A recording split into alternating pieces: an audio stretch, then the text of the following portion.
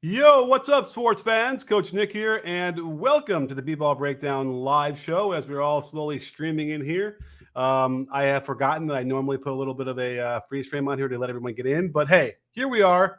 If you missed the opening, that's too bad, but you'll be able to catch up as quickly as you can. But let's get everybody here streaming. The game just ended.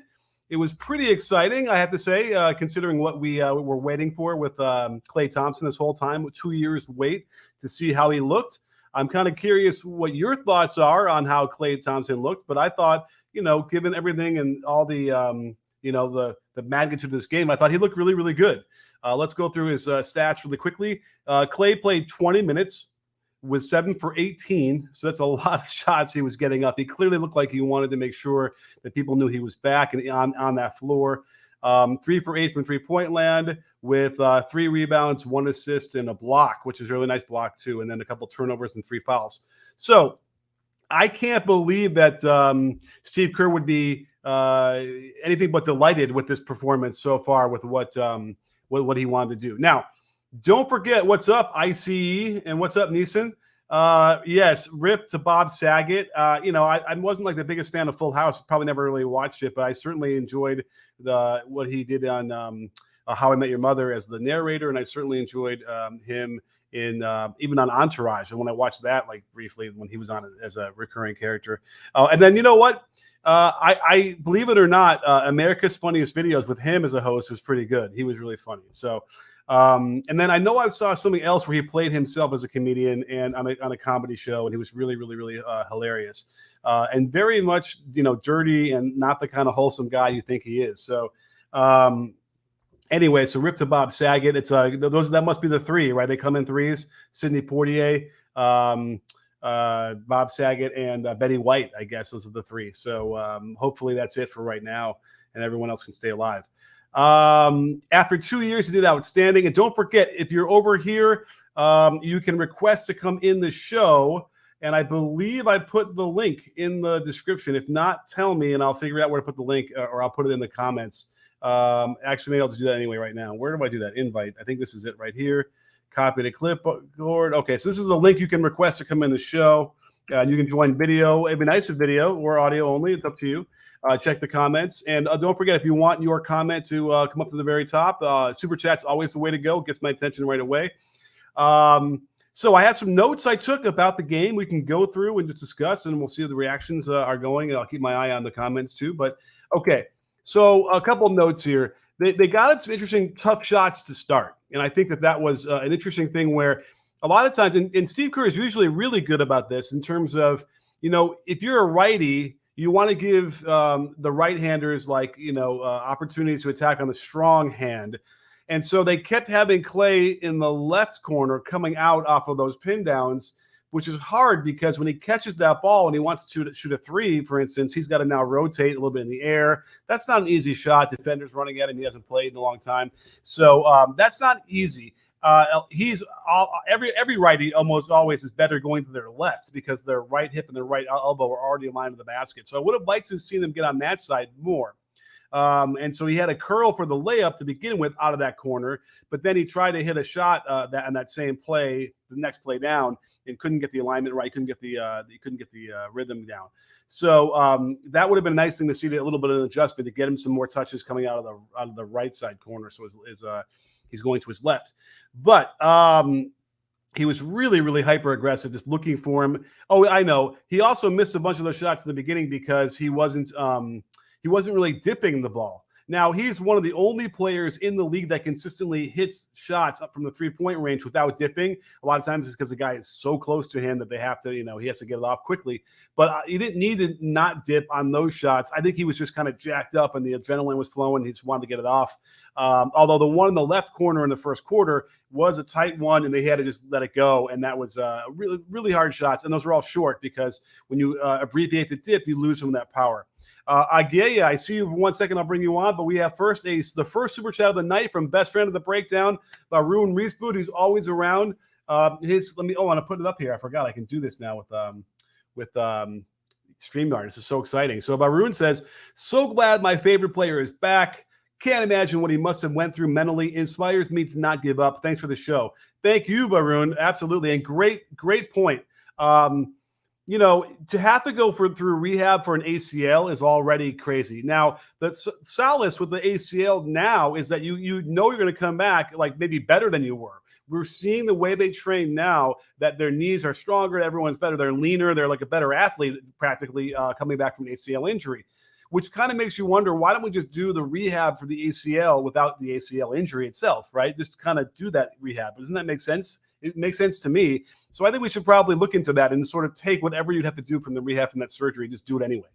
Now, the interesting thing with the Achilles on the right side, on the right leg, is that's the one where you don't know how you're going to react and how you're going to come back. We've had a couple people that look great. Durant is a great example of that. And we have a couple of people who, haven't been able to recover as well. So we haven't really seen him jump off of that right foot, but I did comment on Twitter where, because the dunk he had was off the left foot, which is, again, that same notion of, the ACL repair. It's all strong. It's all good to go. He did have a nice stop on that right foot in the lane and then do a fadeaway jumper. And that was a really good sign because that was all of his weight on that right foot, on that Achilles leg, and it handled it fine. He was smooth and he hit the jumper. So that was really great to see. I would like to see him maybe, jump off that right foot and see if he's going to do that. He probably will adjust and only jump off both feet or left. But that's the real sign of if he's completely back and that calf is the atrophy is now gone. It's still smaller than the other one. But anyway, really inspirational, really exciting stuff. Let's bring Agaya here and see what he has to say. Are you there? Yeah, maybe I'll put my headphones on, but are you there? I don't hear you, but I have to press a button. I don't think so. Uh-oh, did I catch you off guard? You were live. Uh-oh, I don't hear anything. Is it my fault? I hope it's not my fault. Well, I don't know. You know what? Come back to us, and then we'll figure it out. Let's see here. Hello, Coach. Can you hear me now? Oh, now I can hear you. There you are. How's it going? Yeah, I'm good. How are you doing? So, Coach, What's I was happening? wondering, what do you think is going to happen with Klay? Because there's no way, because all the emotions you suffer after 31 months of not playing and that all that watching you do and everything, I'm not shocked he scored 17 points this game. But then I also don't think that things are going to go up from here. They're going to go a little higher and then they're going to go down for a while too before playoffs. Do you think that he's going to be back by playoffs?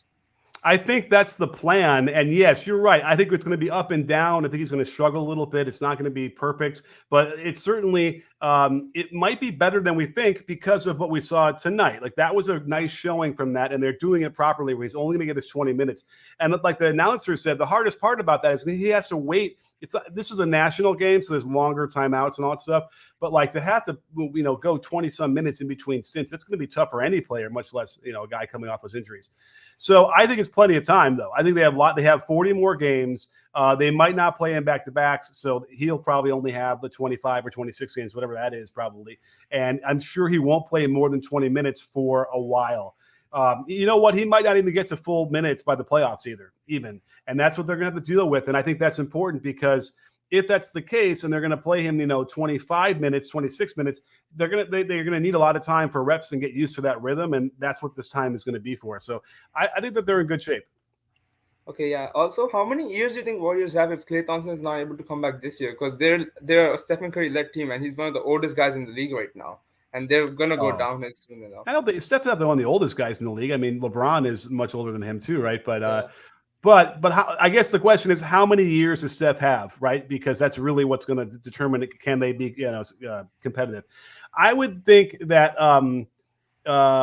let's just say, and if Klay isn't going to, I mean, listen, for all we can tell, Klay will be fine. But let's just say he is what he is.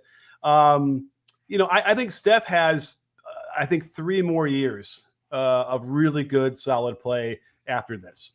2 or 3 years. And so that's their window. They might try and, put together a couple of these really good players they have, like Poole, whatever, and get, a third huge name. Well, we never know. Those guys, they don't talk much. It's hard to know. But I kind of like the team. I like them to keep it together. But I think 3 more years is the window for the championship Warriors window. That makes sense. Yeah, but I personally don't think they're gonna be a championship level team because these young teams are really starting to catch up. Like Milwaukee Bucks and Phoenix, nobody could have thought they make it to the NBA Finals.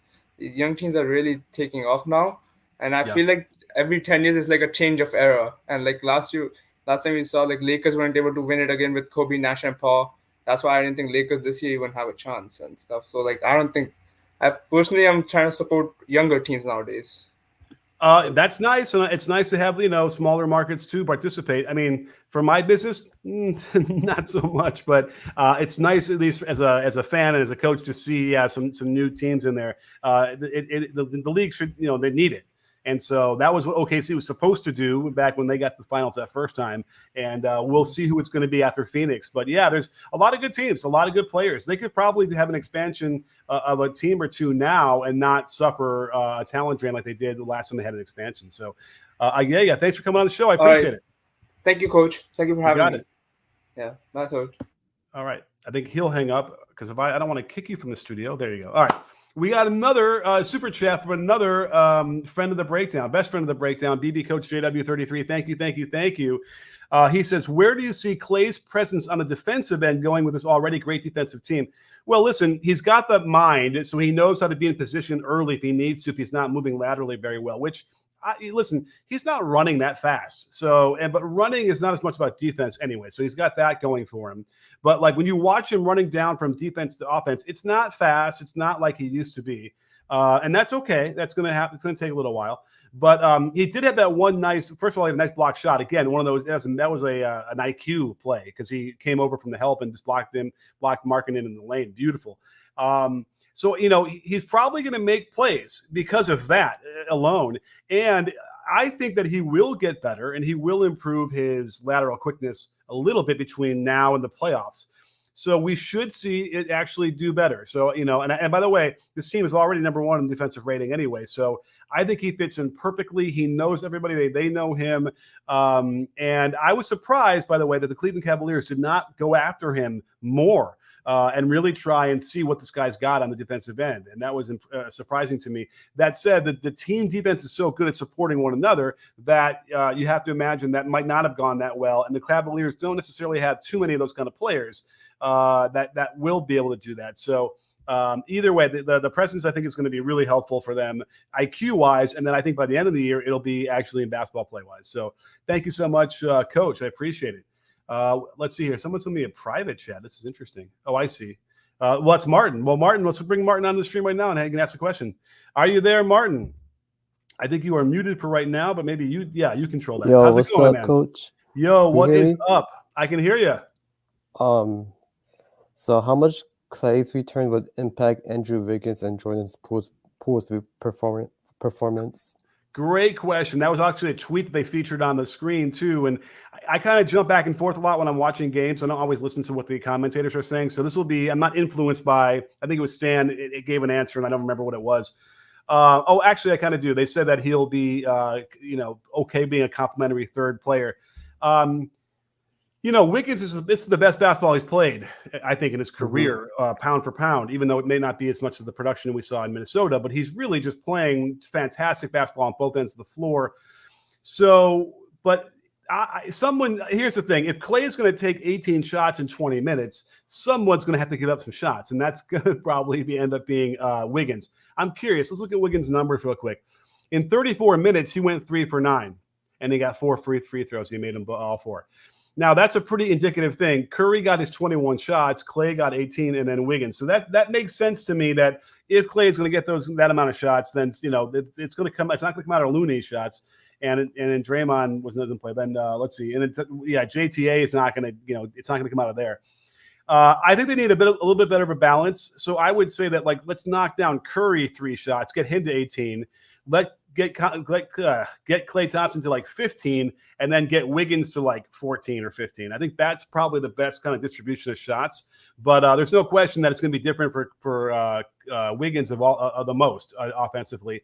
Now, I guess the other question then is, will he be able to handle it? I think so. I think he's shown us that he's been able to fit in, and he wants to fit in, and he'll figure that out.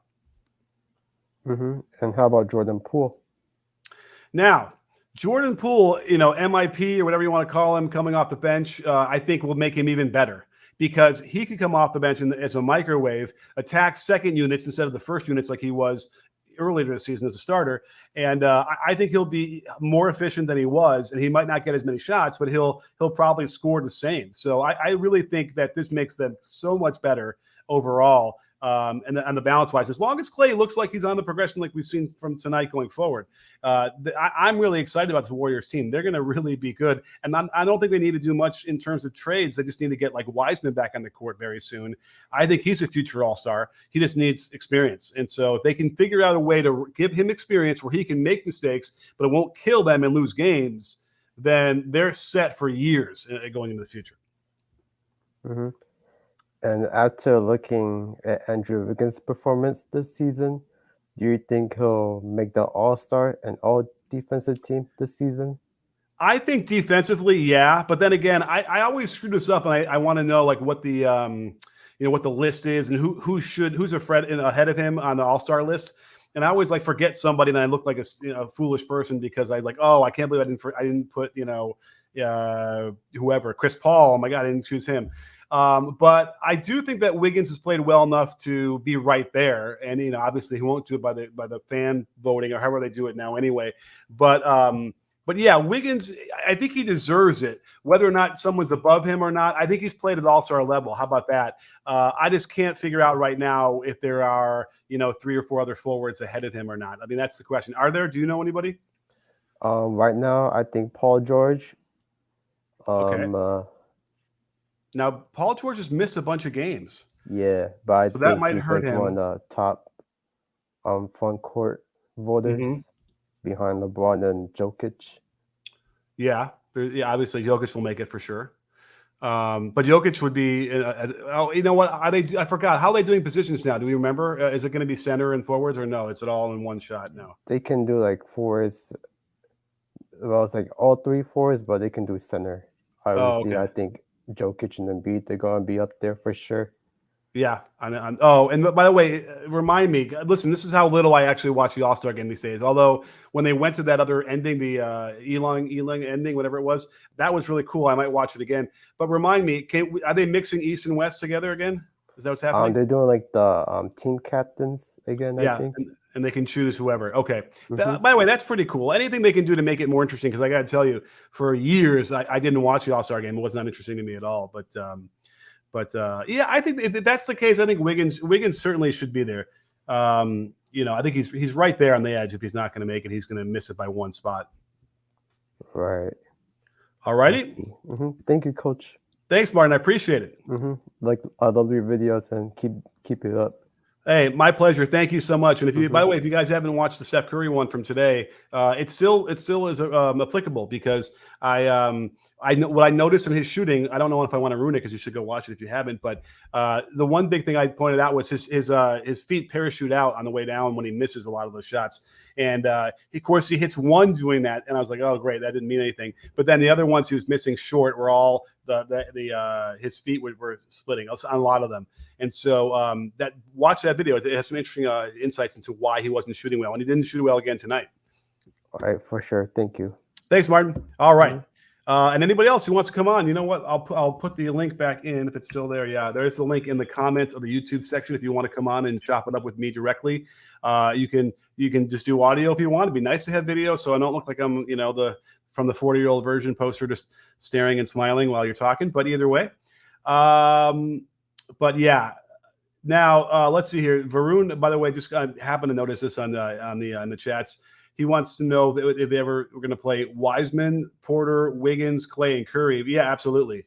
Although Wiseman would not be 5 out then. He would play that low post position. They'd run the low post splits and all that stuff. What I would really like to see is something like Draymond.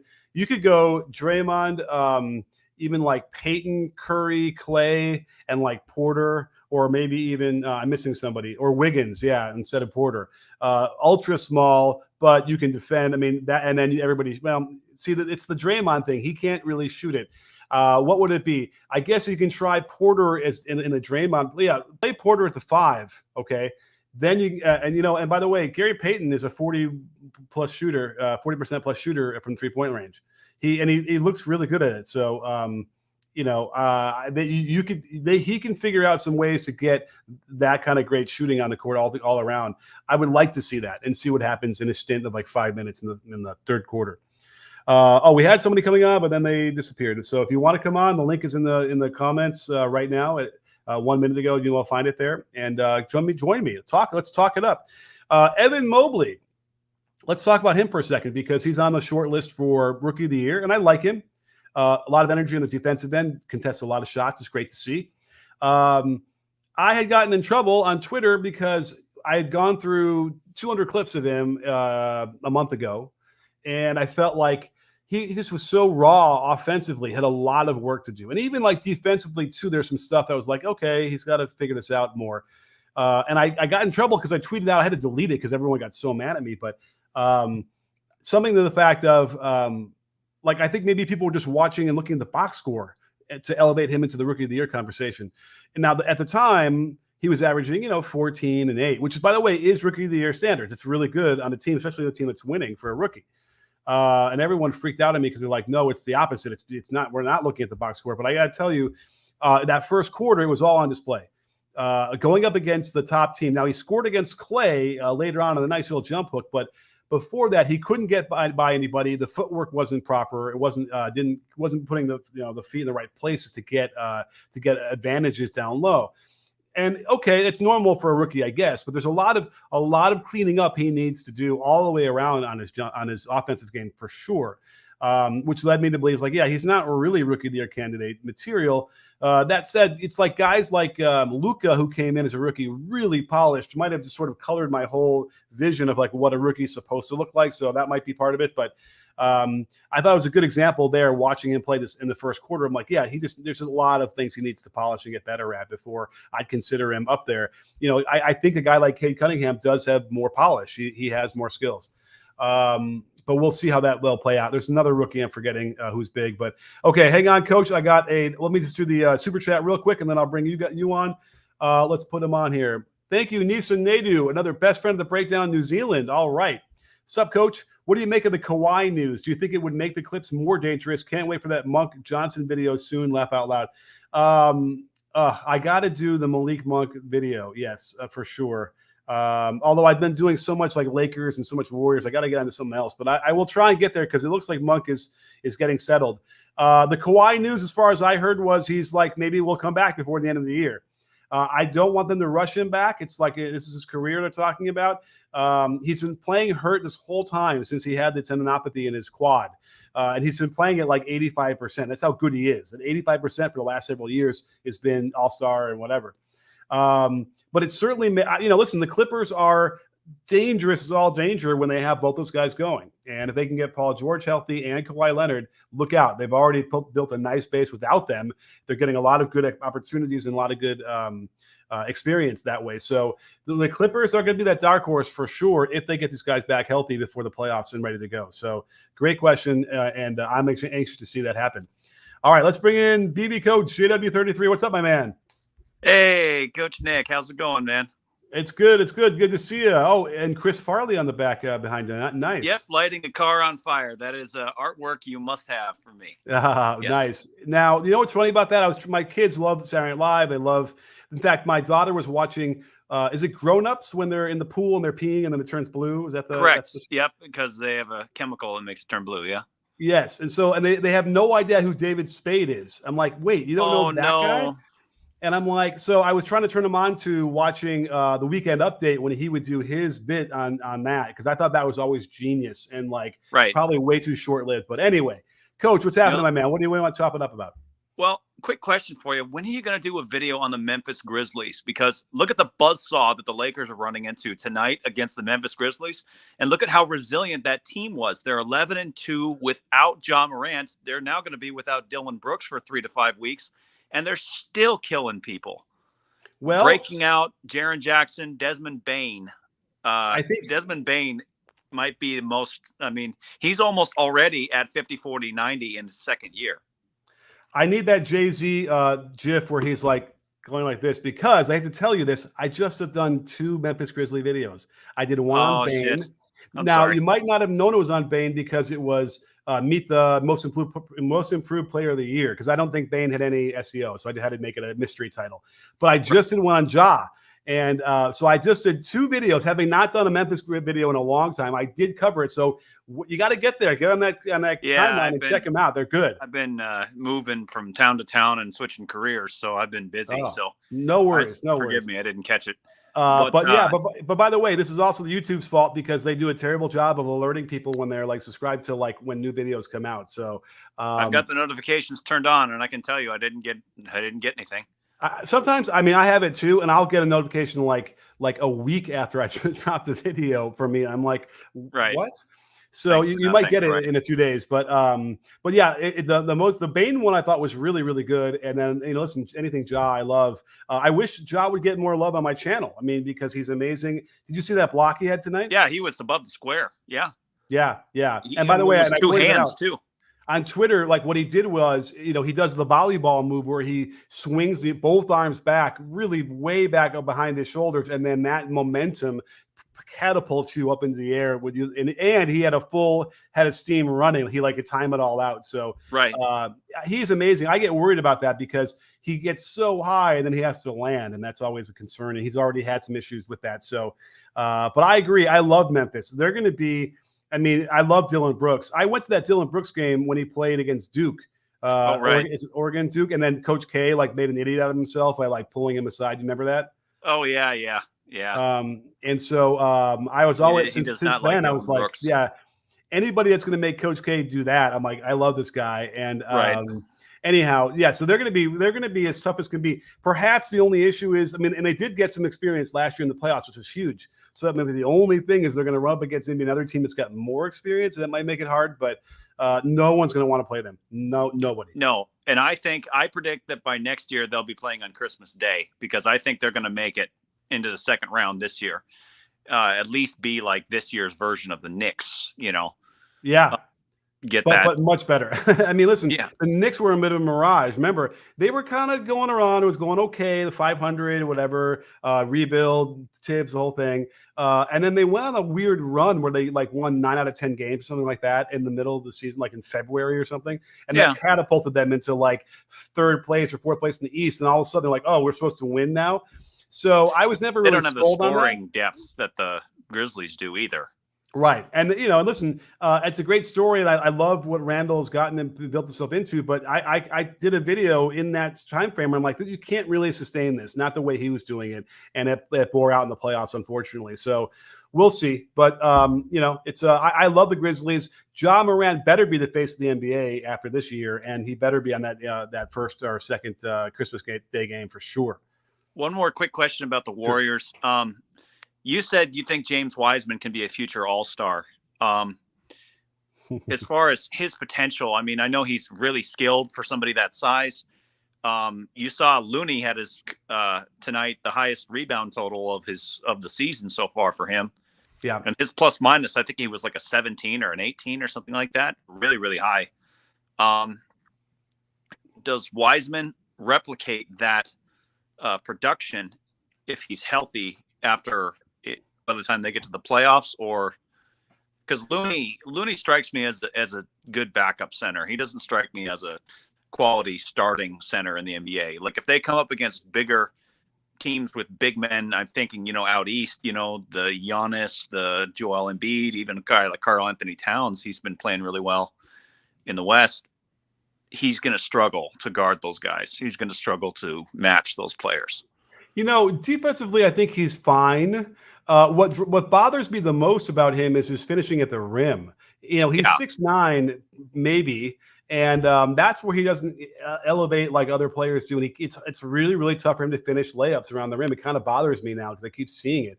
And so that's an issue that when you get to the conference finals and the finals, that could be a big problem for them, where Wiseman is more skilled and has better touch and can elevate better and a better athlete for that stuff. But I don't think Wiseman won't play more than 15 minutes a game. I don't think 15, 16 minutes. I bet you that's all they're going to give him, and then Looney gets the rest of those minutes. Looney defensively does a lot of really, really good things, and so you can win a title with him starting because of his defensive things, especially alongside Draymond. Mm-hmm. But you're right. Sometimes it gets to a point where they're going to lose a couple of playoff games because they just don't get enough production out of that position, unfortunately. Mm-hmm. And that'll be, but it might not be enough to derail the whole series. But I see what you're saying. But I do believe they can actually win the title with him because I think he's that solid. But again, I wish someone could work with him a little bit better, finish how to do that. And I don't blame him. It's tough down there, and they're letting a lot of stuff go down low now. But he's got to get better. And watch, someone's going to show me where he's shooting 75% from around the rim. But all I know is whenever I'm watching these and they dump it off, it's such a hassle. Yeah, you're not sure if he's going to elevate or if he's going to get blocked by a 6'5" guard. Yeah, it's a struggle. It's a struggle for him. So yeah, and it's not a struggle for a guy like Wiseman, but he's going to get the ball stripped on the way up. He's going to travel a little bit. He'll do all the rookie stuff, even though he's not a rookie anymore. Yeah. But that's why they have to get him out there and get him past that as quickly as they can. And that's why I hate to see him trade him, because if they keep him and he develops alongside Draymond in a couple more years, then when Steph retires, they have him and they have some other guys like Poole. Those guys can continue to develop, and I think they'd be able to sustain, losing a guy like Steph after he retires. Yeah, I think they're going to have trouble holding on to a couple of these role players. I think Gary Payton II is going to get a contract. We can call it the Caruso contract, but he's going to get one from somebody. Yeah. Kuminga is going to get a good second contract based on where he's headed. Yeah. Kuminga, another guy. Yes, absolutely. Kuminga should be pretty damn good as well. So yeah, I'm looking forward to it. Yeah, they're so much fun to watch, top to bottom, especially on defense. When that second unit comes in and Steph goes to the bench, it's quality basketball. My dad hasn't watched basketball since the Supersonics of the 1980s with downtown Freddie Brown. Nice. But he likes this team. But I've convinced him to start watching the Warriors, and he likes the way they move the ball. So there you go. Absolutely. Well, thank you, Coach. I appreciate it, man. Catch you later. All right, talk to you. All right, we have another caller in. We have Eric who wants to come on the show. So let's add him to the stream. Oh, come back over here. Eric, what's up, my man? Hey, what's up, Coach? How you doing? I'm excited. I love this new interface where we can bring people on YouTube and we can chop it up. Yeah. It's video. I love it. I agree. Yeah, I mean, I guess Klay's back. It's 900 days. I keep going back. I remember when he got hurt, did that game, and Coach Kerr was he said, "Give me 2 minutes, I'll be back." And then, but that 2 minute turned into 900 plus days. But I'm so happy that he's back. And I mean, to be honest, he looked actually better than I thought he would be. I thought he's still a little bit rusty, on touching the ball, but he got some of the nice cut, some of the back cuts off the screen. I thought he did. He especially that transition three that he got. I thought that was one of his iconic moves. He just does for sure game. Although that was the one I was watching. I watched it a few times to see how he was running, right? And it was, transition's great because, defense is scrambled, but he's not running, that's the thing. He's not quite there, and I don't think anyone expects him to be. But yeah, I agree. I think it was a very encouraging sign to see him running, to see him take a couple hits, to see him jump off of that 1 foot, the left foot at least, and then also to put pressure on the other one, and it held up. So I think really exciting. Yeah, cool. And actually, and I guess obviously I've been a Delta fan for so long, so I watch the Warriors all the time. But actually, I kind of want to. I've been more interested in the Eastern Conference this year because there's a lot of good teams coming up. So I watched the Brooklyn game, Brooklyn Milwaukee game the other day. Yeah, and I just don't think forget about Kyrie, but forget he's part-time, but I just don't think they're a good roster. I don't know if it's a hot take or not. I think they're a badly constructed team. Even if you have Kyrie, they basically just have Kyrie, James Harden, and Kevin Durant, and they really kind of Kyrie goes, KD posts up scores, and they kind of don't run anything. You know what I'm saying?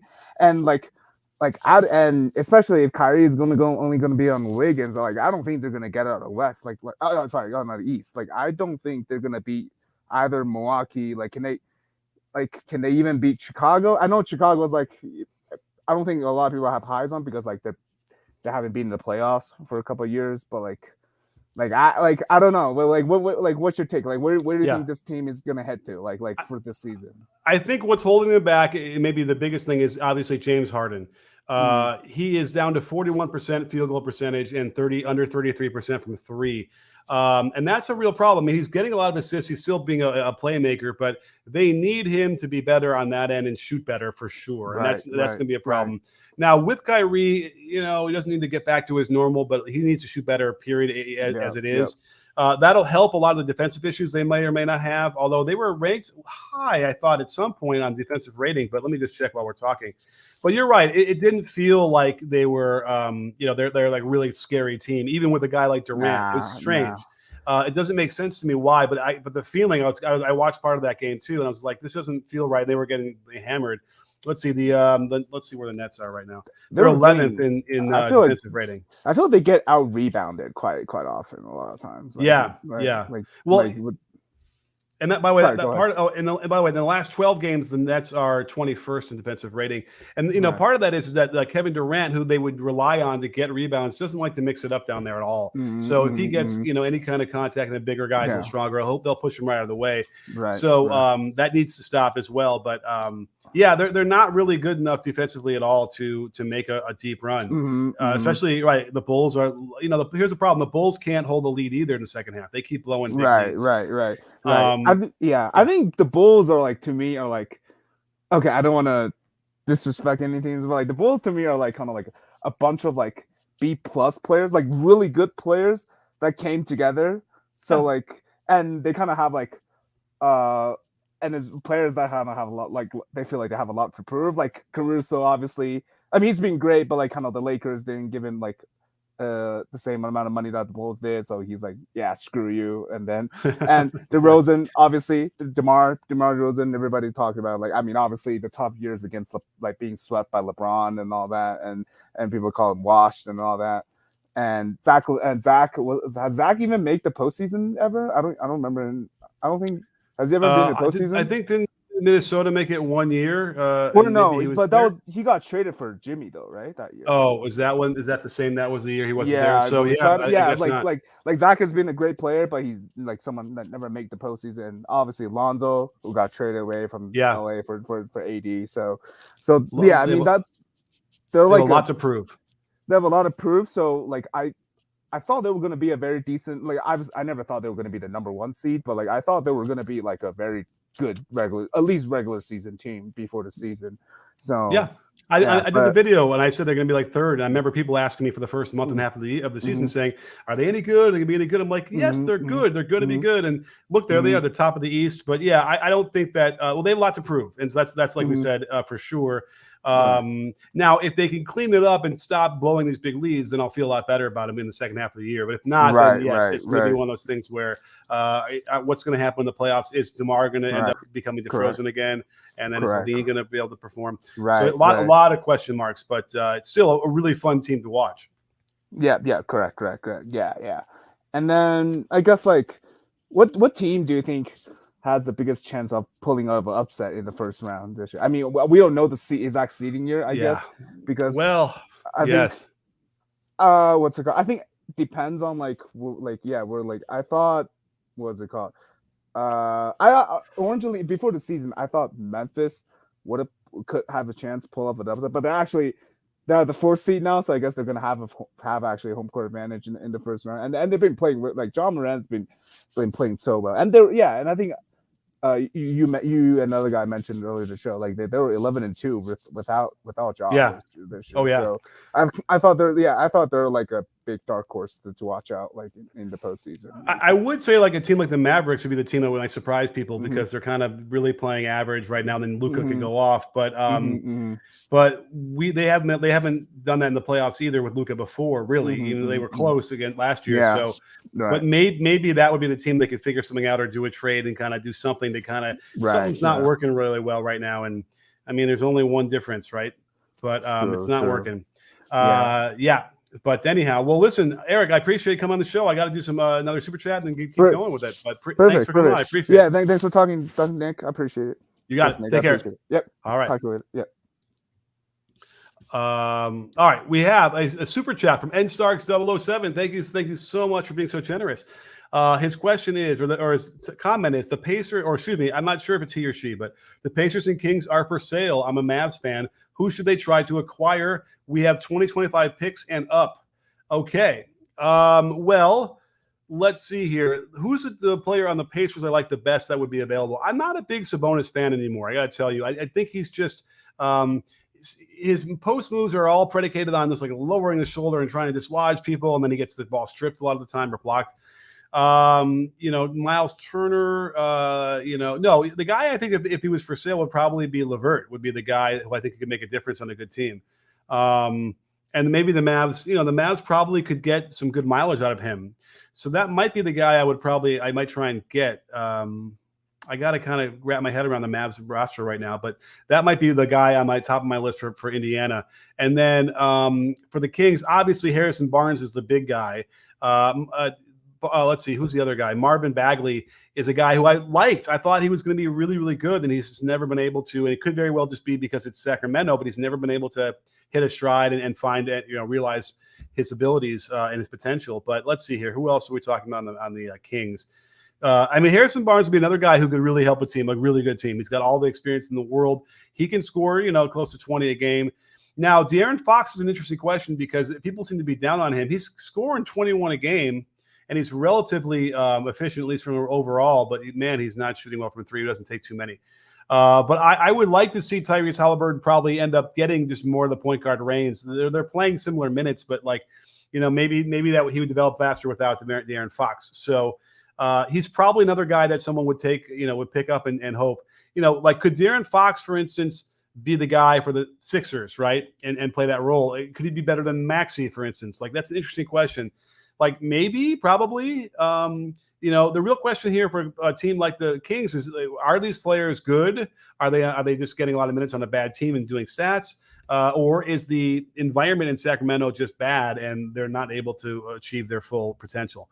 It's a good question. So I would say Harrison Barnes is certainly the first guy you're going to go after, and then De'Aaron Fox would be below him. So hopefully that answers that question. But yeah, the Mavs should probably do something at this point. I feel like they're missing something. I've watched a couple of their games recently, and it's just been they're just not good. And Luka does not look great. I know he must have come out into the season out of shape, but he doesn't seem like he's gotten into shape. I don't know. He just doesn't seem the same guy, even though I bet you his stats are probably pretty similar at this point. But they probably need to upgrade a little bit here. Listen, Dwight Powell I also like, but I don't think you can rely on him. Kleba I like as well, and he seems like he gives them something as a stretch five-ish, but can he be a guy you want to start in against a good playoff team? So there's some problems there that they need to upgrade. So thank you so much, nstarks007. Woof. Okay. Well, we're 42 minutes into this show. It's going really, really great. We got a lot of people here. I almost feel like I should tweet it out and let's get anybody else in here who wants to join us before. Maybe I'll just retweet the tweet I tweeted. Try saying that 5-10 times fast. Where is that tweet? Where I said join me. Here it is. Retweet that one. Okay. So anybody else wants to come in the show? You know what? Maybe I can. I'll paste the link again in the comments in case it gets too far up. But what else can we talk about? Let me check my okay. So the Warriors, on my notes, they built a 20-point lead in the third quarter, as they always do in the third, and they really played well at the start. Steph goes out, and I think Klay was out too, obviously, and they started screwing around on offense. They're not getting any movement. The ball's not getting below the free throw line. They can't get any good shots, and it let the Cavaliers hang around a little bit. The Cavaliers are pretty good. That's the thing. They are a good team. They've won more than they've lost, and they're tough, and they have those big guys, and they make it tough on anybody to score. But they also, struggle against a really good team too. They're like the thing I mentioned about Mobley. He's just a year away before he's really probably ready to contribute offensively, against good teams.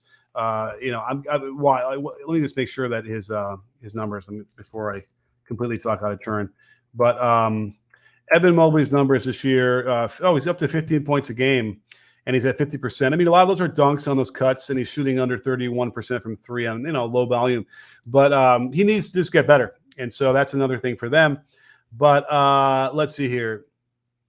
And then Klay hit a three going to his left. He finally got one going to his left where his right, hip and right elbow are more easily aligned, and he hopped into the shot, looked beautiful.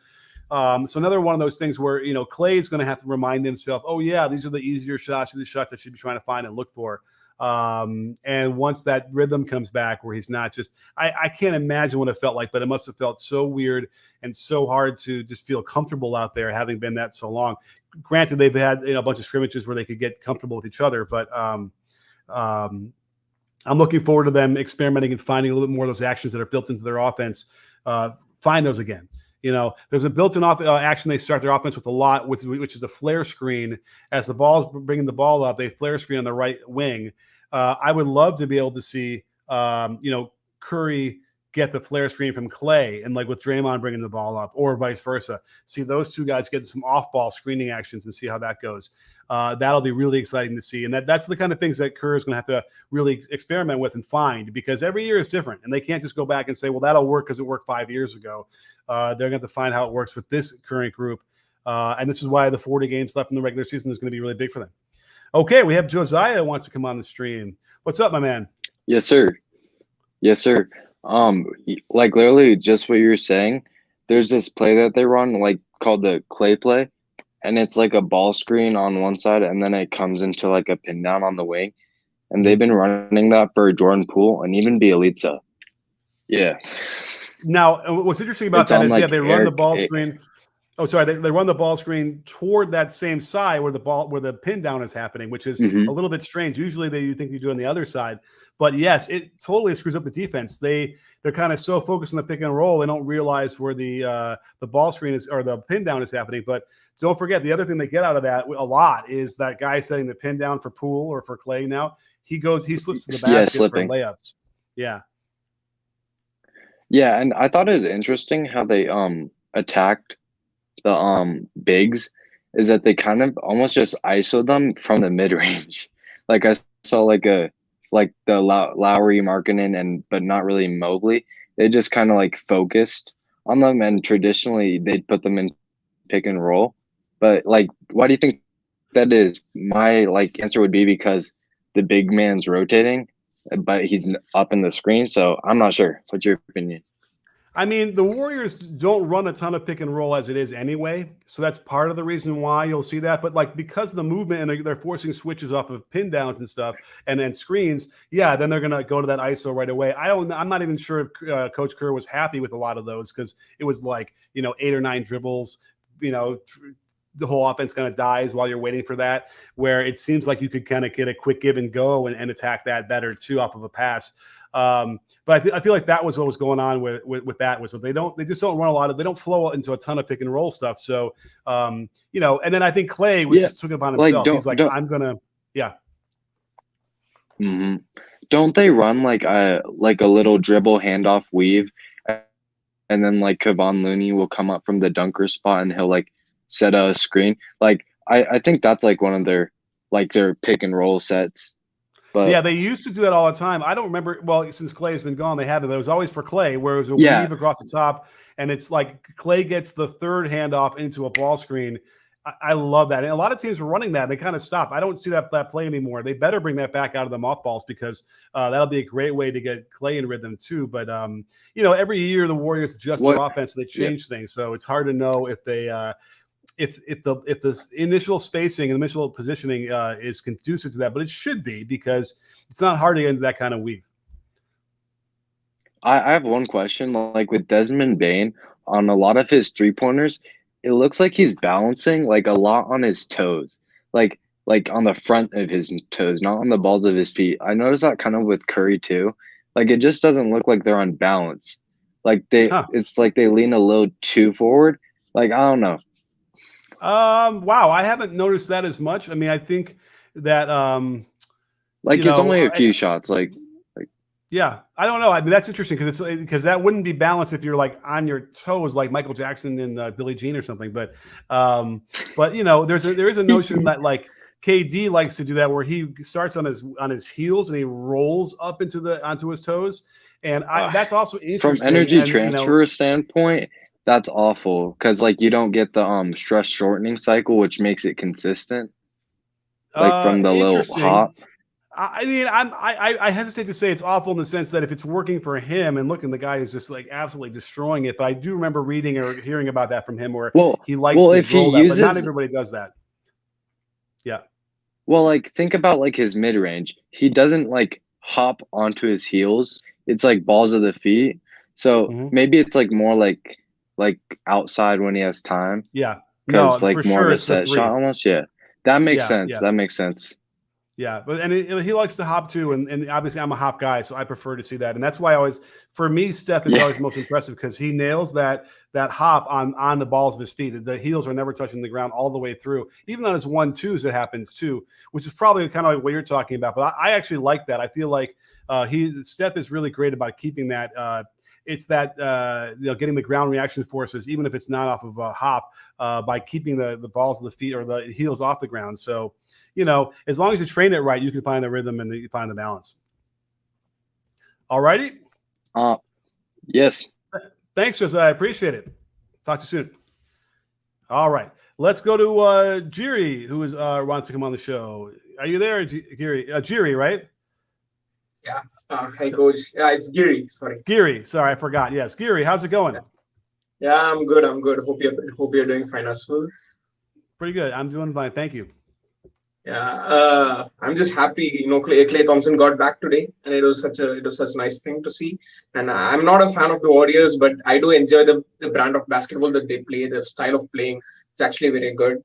And being a Brooklyn Nets fan, seeing the Spurs game first, and then watching the Warriors game, it was kind of, I don't know what to say. I don't know what to say about this Brooklyn Nets team. It's lacking the soul and the passion on the defensive side of the ball. They just think that since they have the talent with Kevin Durant and Harden, they can just win against anyone they want. They just, they don't seem to fight with passion. And with Kyrie coming in and out of the lineup, and it's got to be all confusing for all the players. And like someone previously said, they don't really run any set plays. There is a spin down for KD to get a mid-range shot. There is pick and rolls for Harden, and that's it. Yeah, I'm going to do a deep dive. I want to go through because I want to make sure that we're not missing. I know they run some offense. Everybody does. But I definitely want to go through. I haven't watched the Nets really, really carefully. I did watch the Bucks Nets, but I want to go through hundreds of clips and really look at it because I think you're right. They need something, right? They need something if they want to compete at the, to get to the conference finals, at the least. So, right. I mean, listen, they can easily win a first round series, probably win a second round one too. But I think that they all want to, go farther than that. So I hear you. It's a problem. Yeah, exactly. Because they're not even trying to get KD free. They're getting the spin down. KD gets top block. Maybe he can set a back screen for Patty Mills and then come up another screen. He gets free. But now you're describing what Steph does. Yeah. I mean, I watched the Warriors, and then I every time I watch the Nets, I was like, why aren't you just doing that? You're feeding the ball to low post to KD. Go set a screen for Harden. Get him come up, get him attack. Well, listen, Steve Nash was an assistant coach and a consultant with the Warriors for a few years. He should know all that really, really well. So maybe he'll remind himself. Yeah, I don't know if they're not getting time to practice or due to the COVID restrictions and stuff. So, but they really, really need to improve on their offense. And defensively, I don't even know what to say. It's the offense that has been working for them this year as well as the last year. So maybe focus on a bit more, and then maybe they can get to the hump. Yeah, it's too bad they couldn't keep Jared Allen because he would have been a nice anchor for that. But watching this Cal game, I was like, this is exactly what they needed, because to go against bigs like Giannis and stuff, getting offensive rebounds, doing all the dirty work, rim protection, the Brooklyn has none of that. Yeah, absolutely. All righty. All right, thanks. Thanks, Gary. Talk to you soon. Thanks for having me. All right, let's do. We got Adam wants to come on the show. What's up, Adam? Oh, I caught him. Hey, sorry about that. How's it going? Yeah, good. Thanks. How you doing? Good. I got Adam. You're here. I got Alex, who's on deck. So don't go anywhere, Alex. But let's chop it up, Adam. What do you want to talk about? I was wondering if you have any concerns or thoughts on the rate and the amount of injuries that seem to occur in the NBA, and where you think the science around the sports science around injury prevention is, particularly like the cutting edge. And if you have any concerns around how often players seem to be getting injured at the moment. I feel, doesn't it seem like this year's a lot less than last year? Yeah, definitely. So that's good. Yeah. And last year supposedly they didn't train, they weren't ready, they started the season, whatever. So I think that that's a big part of it. I mean, this is the golden age of understanding how to train, right? And how to rehab and all these things. So in theory, it should get better. And also that, load management and not overplay people. So I hope that going forward, we're going to see a lot less of these injuries, especially if we have a normal offseason where they can train to get ready for the seasons. But, you're always going to have with these kind of guys and this kind of speed and that kind of strength, you're going to have the awful, injury sometimes because they're built so strong and so, and defy what mere mortals can do. The thing I would like to see disappear, though, are the non-contact injuries. We just saw one with Ricky Rubio, and I feel like I saw another one with Jimmy Butler. And a lot of that has to do with hip flexibility and proper body alignment overall, that we understand that, but I feel like some of these guys don't seem to train it well enough, and their foot plants are off and they're way too far outside their body. You know what I mean? Like, those are the things that we could keep training on an individual basis to prevent a lot of injuries. But a guy like Jimmy Butler keeps doing it. Like, they're not working on him, and he's getting the short end of the straw, whatever the term is, and his training that he could avoid that, because how many games does he miss every year because of this stuff? So I hope that continues to get better, and then also trickles down to the younger levels too. So we're not going to see so much knee valgus for younger kids, and we have even if it's like just band training with those rubber bands and stuff. I asked that because I'm not sure if you've heard of him, but he's blowing up on YouTube actually and Instagram. A guy called Ben Patrick, or also known as the knees over toes guy. And I wonder.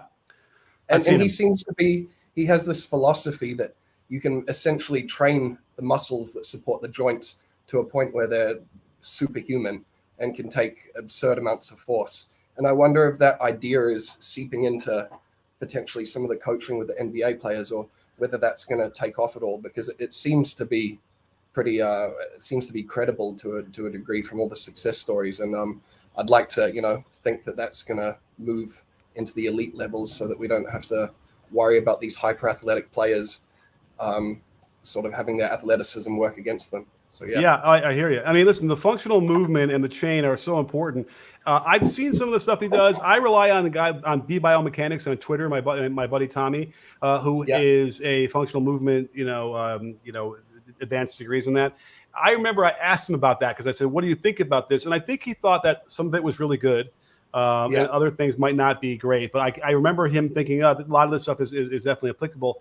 Even those things, like for me, like nose behind your toes, which is sort of getting to like knees, toes, and like that kind of, movement and balance. I'm really big on that too. So just any kind of coaching where you're focusing on, even like I did Pilates, and I remember when I first started, she's like, okay, lift your right pinky toe by itself. And I'm like, I cannot do that. I have no idea how to tell my brain to send that signal. And after a few weeks, we worked on that, and I was able to rediscover how to rewire my brain to like certain parts of my body that had gone dead, basically. So all of those things are really important, and that should, you're right, lead to a lot less injuries. I think coaching has something to do with it. If we have coaches, like I was coached to play as hard as I possibly could, 120%. So what that meant was I was out of control all the time, and I was off balance, and I wasn't as good of a player as I could have been if I would have played at 85% or 90%. So remember, I'm thinking the only way I could play as well as I can is if I play 150%, when in reality it needed to be 90. But I was taught that way. Yeah. And that led to injuries. I have a hip replacement on one side. I have another hip that's probably on the way. I had to get my hip replaced at 37 or 38. You know what I mean? Yeah. Like, that's how bad it was, and all I did was dive for every loose ball and throw my body into the stands. I mean, it was terrible. So hopefully we could get more of that kind of coaching too, to understand that it's not 100%, 110%. It's the optimal, and then work to get that optimal a little bit faster without getting, off balance and out of ahead of your skis. Yeah, 100%. Are you from Australia? No, I'm from New Zealand, actually. I'm from New Zealand. Sorry. I apologize. I know that's all right. It sometimes can be hard to tell the difference. Yes, I mean it is, although maybe not for you. No, it's pretty obvious to me. Aussies stick out like a sore thumb over here, but is it from the accent? Yeah, totally. There's a pretty noticeable difference in accent between Kiwis and Aussies if you live in either of those countries. So is it like me in the north and hearing a southerner in the south? Is that kind of difference? I would probably say there's a fair distinction, or between like say Californian and Canadian. There's okay. Yeah. All right, that might be maybe better. That may be easier. It's hard to know how it sounds to someone whose ears haven't heard it their whole lives. So right. All right, cool. Because my concern, at least for the Australians that are coming into the NBA, is that they're shooting poorly, except for Patty Mills, who probably, I don't think he went through the traditional Australian, path. What do you think that is? Is that something to do with the, sort of an old generation of coaches? Because just listening to some of the things that you've been saying about shooting, my mind has been blown. I grew up playing through high school, and all the shooting advice that I ever got, and I got plenty of one-on-one, pretty intensive shooting form coaching, and a lot of it now I'm realizing was total crap and was completely mucking up my shot. So there's a little bit of feelings there, and it's interesting hearing sort of where shooting form and the instructions around that have gone to. Well, a guy like Joe Ingles shoots that way in my mind, and it's ugly. He gets it to go in, so God bless him. But it's so ugly. But to me, I'm seeing he's been forced to be square to the basket. 10 toes to the rim. He can't get his elbow underneath the ball and on the line right. So he has to go through all of whatever he does to do that. They don't dip. I think a lot of the time I feel like they're teaching not to dip. But the list keeps growing in a way like Thibault. But Thibault apparently played high school in America. I didn't realize that. I thought he was. Or in Canada or something. Anyway, I thought he was in Australia the whole time. But Ben Simmons obviously, and I think Ben Simmons also, right? He developed in Australia, right, until college. Is that right?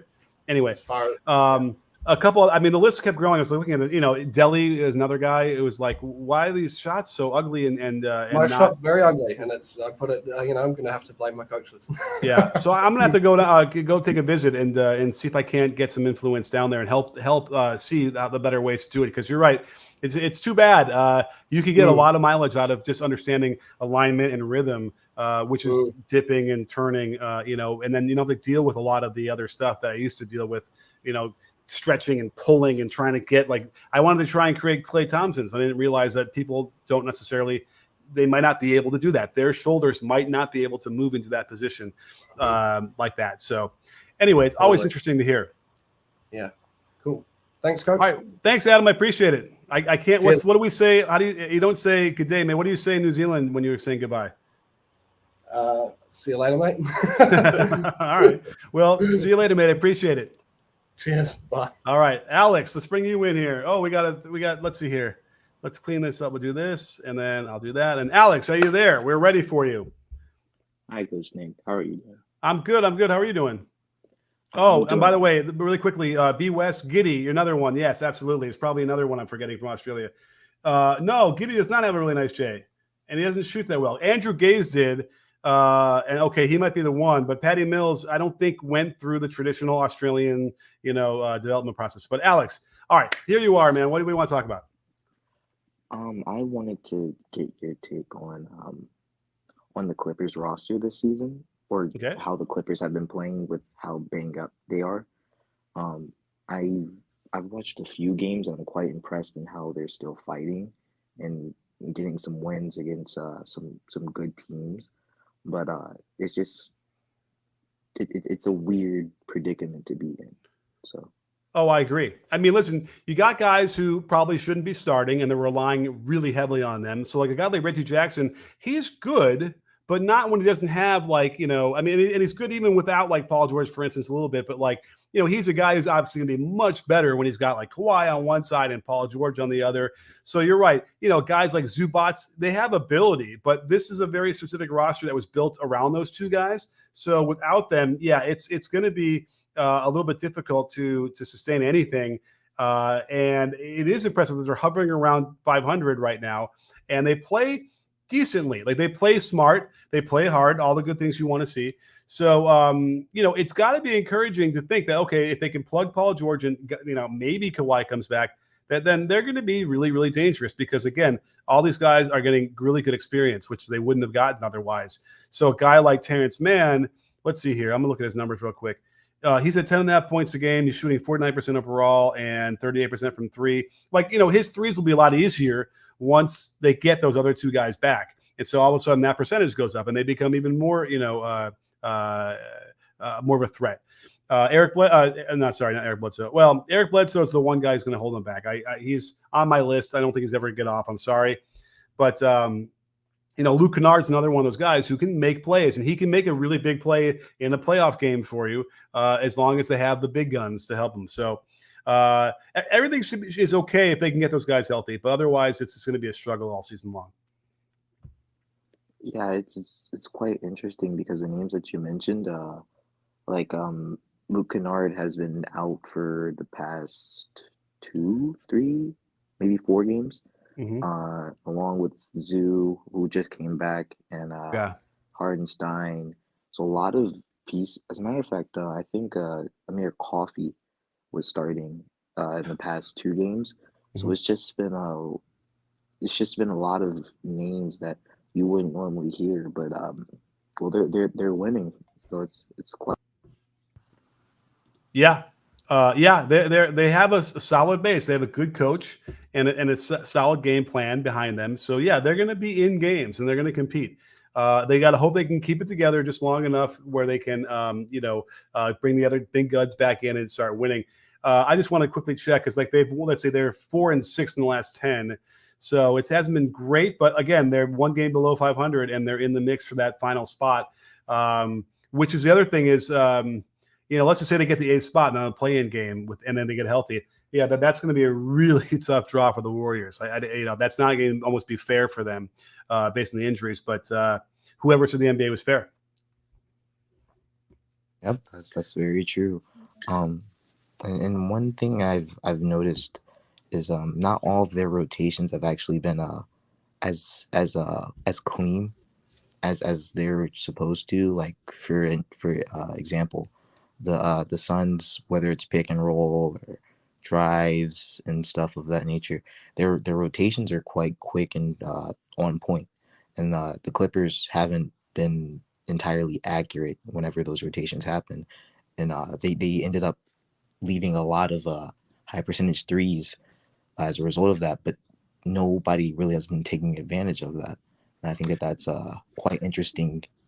And they're still hovering around 500. Yeah, I want to check that out because, you're right. If you consistently give up open threes and they're missing them like that, they won't last. It shouldn't last for a long time. Now, the Bucks have made, a living off of this for years on intentionally giving up open threes and then not really getting killed for it. The argument could very well be that they're giving up, open threes to certain shooters they want to give up open threes to who might not make them that often. That's part of it. And maybe that's what's happening with the Clippers too. But, I don't know. To me, if you want a solid defense, you gotta have a defense that can not do that and not give up that many. I'm kind of curious. Overall, the Clippers are 4th in the league in defensive rating, so it's really, really impressive. And they're only going to get much better once the Kawhi and Paul George come back. Oh, 4th. That's interesting. I thought it would have been a little bit lower. Yeah, let me just see what's happened like the last 10 games, if it's where they are.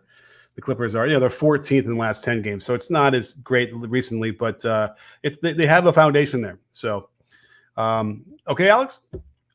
Yeah, thank you. I appreciate it. Thank you so much. Talk to you soon. All right, let's see, Ball Fake Podcast wants to come on. Let's bring them on, and they'll be the last guest of the night as we're getting long in the tooth here, and it's getting late. But what's happening, my fellow podcasters? What's up, Coach Nick? Can you hear me? I can. You sound great. Okay. I really only have one question that was daunting upon my brain, and I just want to know your opinion on this perspective, right? What do you think has been the biggest proponent as to why LeBron James has been playing so well? Is it because he's been moved to this center position and, the opposing team's defensive lineups have to adjust and, there's probably a undersized big guarding him like, a Jaren Jackson, so to speak? Or what's your opinion on that? I mean, I don't know if you can see me, but I'm just, nodding. Yeah, I guess. Yeah, I mean, it's all that. It's like you unlock so much when you can get an extra shooter around him when he plays the 5. That it's going to be a problem when AD comes back because, Well, AD doesn't want to play the 5 anyway, but they'll play him together. But it does let the other team play the center against AD instead. But without question, I mean, they're getting cutters all over the place. He's playing the high post. So offensively, when you play the high post and you face up, you're only one dribble away from the basket and a dunk. So they're getting a lot of that and putting so much pressure on the defense. It's like there's nothing you can do. Here's an interesting point I want to make. A lot of teams might get a really soft spot of their schedule and win a bunch of games and really feel good about themselves. And you can say, it's just about, they're playing easy teams. But with a LeBron team, I don't think that matters. I think if they are playing well and they're beating, even though it's like a soft stretch and they're whatever, that is very encouraging and means something more than another team. And so we just watched the other game, and I posted a thing where they were having so much fun together. Malik Monk is another guy who's just completely benefiting from all the focus that they're putting on LeBron by playing center, that it opens up everything for him on easy shots. So that is really, really key. And if that is for real, then, and once AD comes back, he erases a lot of other issues that we all had with that team. They're going to be right there and as tough as any other team in the West to knock out. So, but yeah, they're going to have to try and find more minutes where LeBron can get himself in that center role without AD on the floor. Well, do you think that it would be odd to maybe try a LeBron James at center when Anthony Davis comes back? Obviously, it's going to be a bit of an awkward fit given, AD, the team just flows a lot better with him playing at the center position, obviously. But, with LeBron James playing at this, stature and, with Anthony Davis's stance on him not wanting to play center, I'm just a little bit curious as to, if Vogel would even, dare to try that, so to speak. Right. I mean, it's interesting because what does that really mean per se? It means they have their offense and there's a design and there is a center in the offense. And depending on where you start in that possession, you are that player. So yeah, let LeBron start there instead of like AD and then put AD on the perimeter, I suppose, because he can't really be down low too as for spacing. That would be what they can do. The problem is AD's man is not going to really, it's going to give him as much space as he can and pray that he shoots any outside shots. That will be the problem. And when you want to unlock LeBron, it's when you get as much shooting as you can possibly get around him. We learned that in Miami. We learned that again in Cleveland. And we've finally, even though they were able to, have multiple bigs around him and win a championship in 2019 or 2020, it was they're finding it out again now that you can unlock a lot from him. I did a video on that. Actually, everyone's talking about LeBron James playing center now. I did the video like 3 weeks ago. Not even a lot of people watched it, right? I guess I was like 2 ahead and people didn't notice it in time. I watched it, Coach Nick. It's all good. Well, thank you. I even changed the title yesterday or 2 days ago. I'm like, someone needs to realize this. So I think that it's as long as you get enough shooting around him, he's completely unlocked. And that ain't AD, unfortunately. I don't know if it's going to change this year, but it hasn't been so far. And his jumper looks broke. The rhythm looks terrible. And I wouldn't expect him to suddenly change that in the middle of the year. Yeah, and I got one more question before you let me go, Coach. Since the trade deadline is rapidly approaching, do you have any players in mind that you think that the Lakers could possibly get for, a cheap bargain to be able to bring into LA and help contribute to, maybe their perimeter issues? I've been very adamant of this team, probably bringing in a backup center for Anthony Davis. I mean, Dwight Howard is Dwight Howard at this point, but I mean, what are your thoughts on that? I think Dwight might be enough. I mean, although he hasn't looked great recently, but like there are moments when he's still, he should be viable like that he was for them in the past. It's probably going to be like a buyout, right? Like somebody who's a vet who like gets bought out and they could sign him as a free agent because I don't think they have enough to really package together a trade unless they, trade Russ or something. So, then who's that? Like, who are those kind of guys? I'm trying to think if it was. I had an idea like a week ago, and I'm forgetting who it was. Do you have any ideas for that? Who's like a? How about Eric Gordon? Yeah, that's exactly who I was going to bring up. The thing is, $18 million contracts. I don't know if LA is willing to squeeze in those type of guys, right? Jeremy Grant. He's going to be like. He's kind of a do-it-all type of forward. He can score it a little bit. He's been in the position where he was kind of that cleanup guy down there in Denver. So he shouldn't. If LA, so to speak, was able to get a hold of him, I don't think they would have too much of a problem implementing him into their offense. But a guy like Eric Gordon, I wouldn't say that it would be tough implementing him either. But it's just he's not this difference making piece. Jeremy Grant, he's a much better asset just from that dynamic. But I think there's not too many guys out there that are, so to speak, on the buy. I mean, maybe Daniel House, maybe. I mean, I don't know. I don't know, Coach. And I think House just got signed by somebody, and he's not really a difference maker. So, yeah, I would have to probably be that. But I feel like the Bulls are either going to get Harrison Barnes or Jeremy Grant. And Jeremy Grant would fit really well anywhere. I mean, he's already proven himself. He's a great, like, sort of 3-and-D, but like even more ability on the offensive end than that. And the Lakers would kill to have him, without question, or Harrison Barnes. So, who knows if they're going to figure a way to fleece some other team. But right now, as a trade goes, I just don't see how they have enough assets to make anything work. But yeah, those obviously, yes. Jeremy Grant, yes. Harrison Barnes would really help them. Eric Gordon could help them too. I'm trying to think, they need help everywhere. They need a good player on both the front court and the back court. So I think anyone they get who's better than what they have now will give them a boost. Okay. All right. Appreciate it, Coach. You got it. And I was on your podcast, wasn't I? Yeah, I was going to mention that. You should probably come back on. We got to talk more hoops, Coach. We'd love to have you back. For sure. Definitely hit me up and we'll do it, in the next, whatever. I'm finally getting back to work at normal hours. So hit me up. We'll do it. Okay, I got you. I'll shoot you an email after this. All right, cool. All right. I appreciate you, Coach. All righty. And, and I just realized now how to take somebody off to hang up on them without kicking them out of the stream. I think I kicked the other people out. Forgive me. I didn't mean to. I just meant to put you back in the regular queue. So anyway, great show, great conversation. So great to see Klay Thompson. They're still talking. I actually had to re-record some of the post-game stuff. They're still going. But great stuff, everybody. Thank you for being here. I'll do a video. Stay tuned for the Klay Thompson breakdown. If you missed the Steph Curry one, watch that one first because it deals with some things that happened before Klay got back on the court. And other than that, thank you so much for being here. And don't forget, sports fans, at B-Ball Breakdown, we're not a channel, we're a conversation. You win,